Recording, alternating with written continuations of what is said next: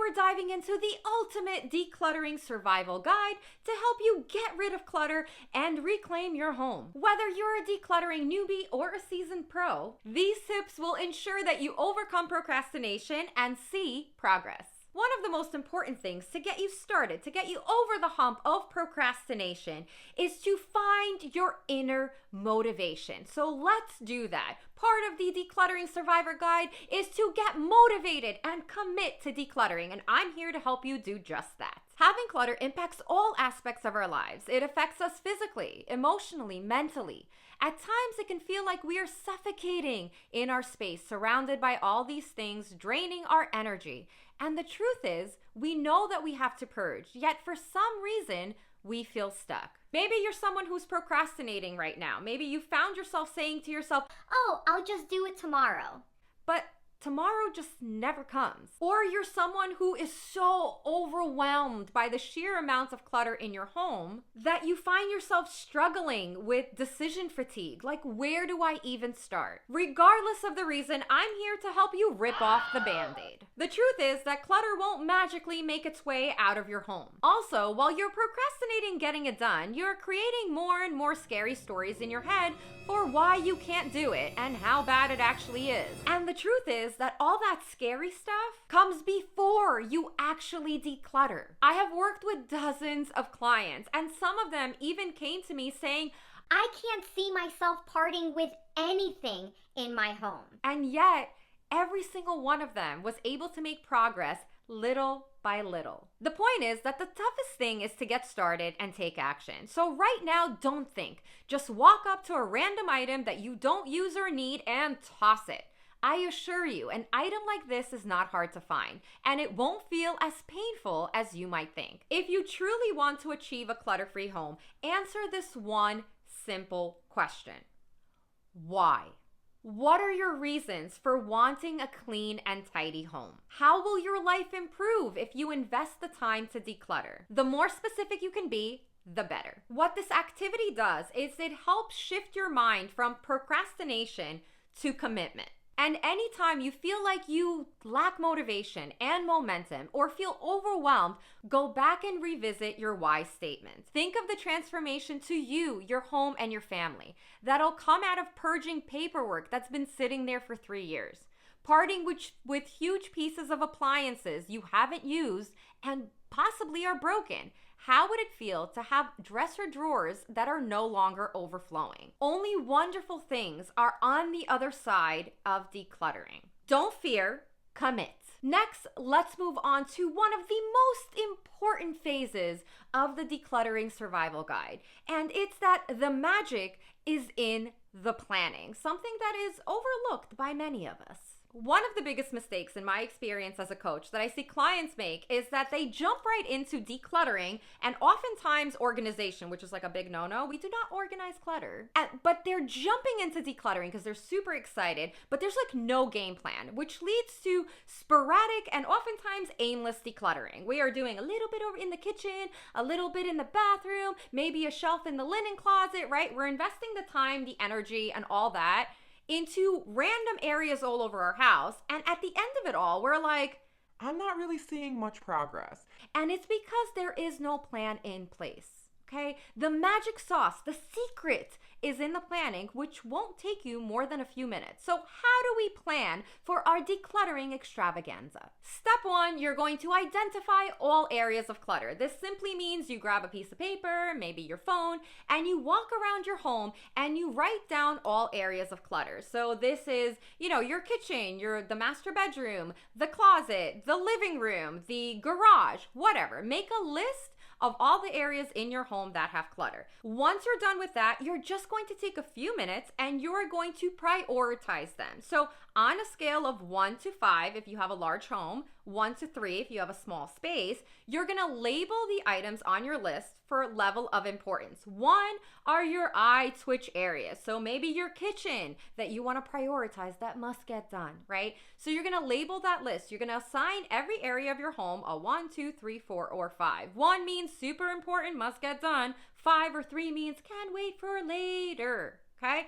That's step one. Step two, you're just gonna pick one area, so one of your ones to start working on. We are not working in the kitchen and the bathroom and the living room simultaneously. If you wanna see progress, you're gonna select one area. So let's say you chose your kitchen.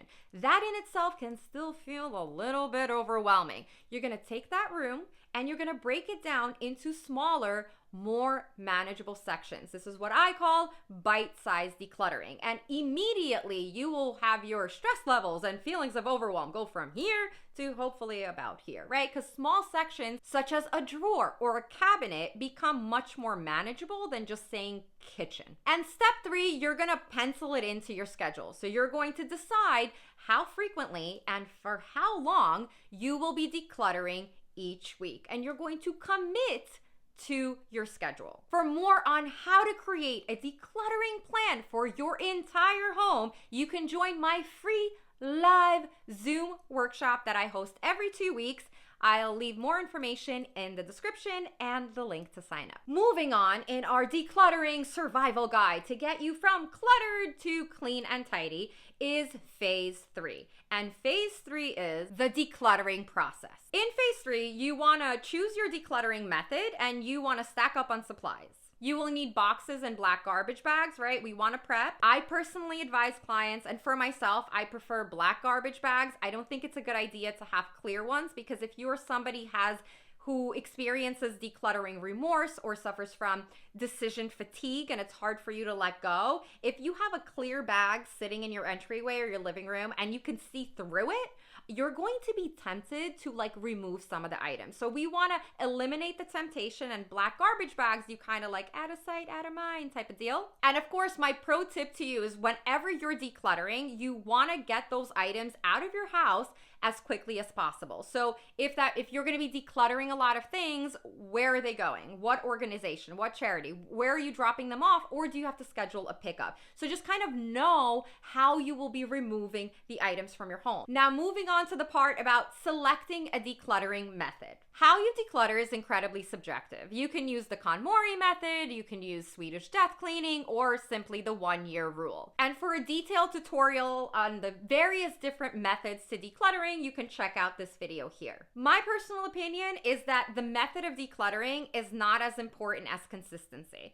And what you will find is that there is no one method fits all, right? And you will learn as you go. When you start decluttering, you might be like, I want to go with, the KonMari method. But as you start doing it, you're like, you know what, this is something that doesn't work for me. Or maybe you'll take some pieces of the Swedish death cleaning method, some pieces of the KonMari method, and then maybe you'll create your own system. The point is the method comes out of actually doing the work, taking action, and seeing what you resonate with and seeing what works for you. So I wouldn't spend too much time focusing on methodology. I'd really rather you just kind of roll up those sleeves and start taking action, and then the method will kind of surface. The one piece of advice I will offer is to declutter in increments and set alarms. Our brains enjoy working in sprints, not marathons, and having an end time in sight. So you can declutter in 15-minute increments, and 30-minute increments, and 60-minute increments. And a great way to overcome procrastination, especially because you're building a brand new habit, is to set alarms that go off when you should start decluttering. So let's say you're doing it Monday and Wednesday at 10 a.m. So from 10 a.m. to 10:30. Set 2 alarms, one to go off at 10 a.m. prompting you to declutter, and one to go off at 10:30 signaling a stop. This is also helpful if you are somebody who has ADHD.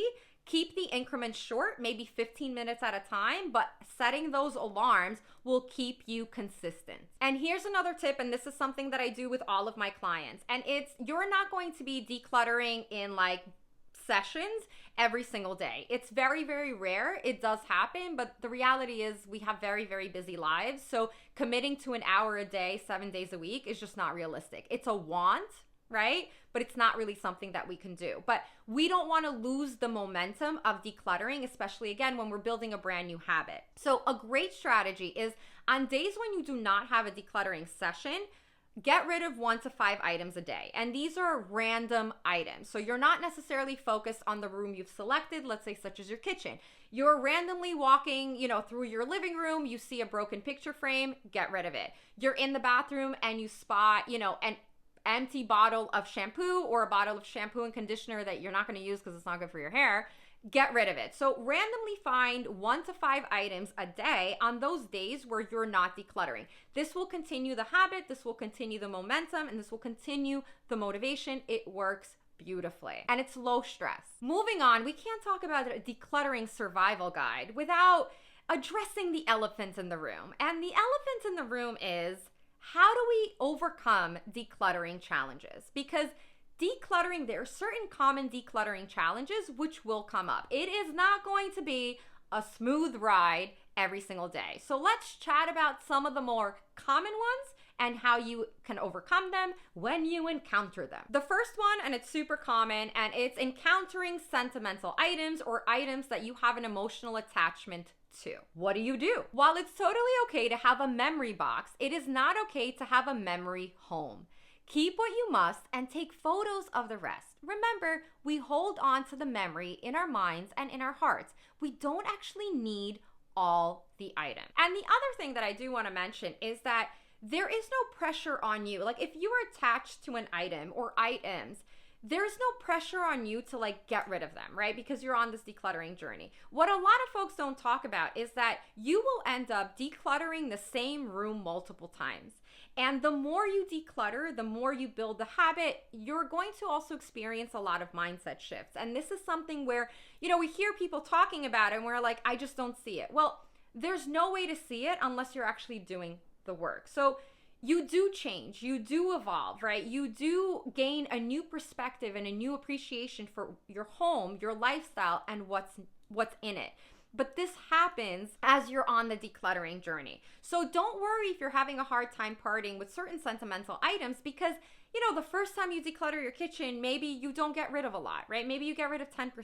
But I promise you, the second round or the third or the fourth or the fifth, you're going to be able to get rid of more and more and more. And you're going to be able to part with some of these other sentimental items. So keep what you love, keep what you need, keep what you're attached to, right? But know that it will get easier later on. The next challenge that comes up a lot is decision fatigue. When I'm working with clients, because they have access to me through an app and they can literally, if they're stuck or they're struggling, then they shoot me a message and I provide accountability and support. But most importantly, I help them get through the challenge of decision fatigue. Should I get rid of this item? And my rule of thumb is this. If you're especially if you're brand new to decluttering, if this is like your first round, my philosophy is this. If you're not sure, keep it. The truth is, like I mentioned before, you will find yourself decluttering the same space multiple times.